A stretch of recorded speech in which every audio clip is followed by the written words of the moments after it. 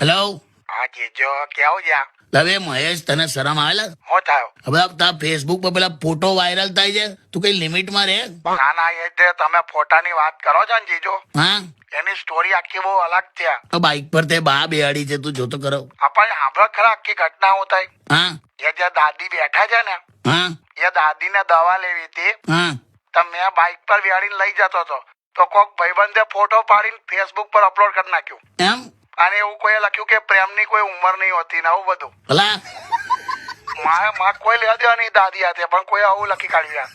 તો મારી સાથે જ કામ આવું થાય છે જીજુ. મને હું કે ભલા હું તપેલાની જેમ પ્રેમ કરું છું ને લોકો મને ચમચી જેટલો પણ પ્રેમ નહીં આલતા. अरे कहना क्या चाहते हो?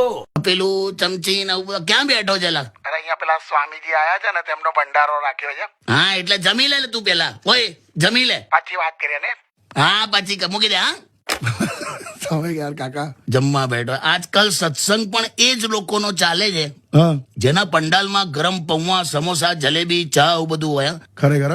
બાકી જ્ઞાન તો હવે ઓનલાઈન પણ મળે છે. બોલ. બિલકુલ.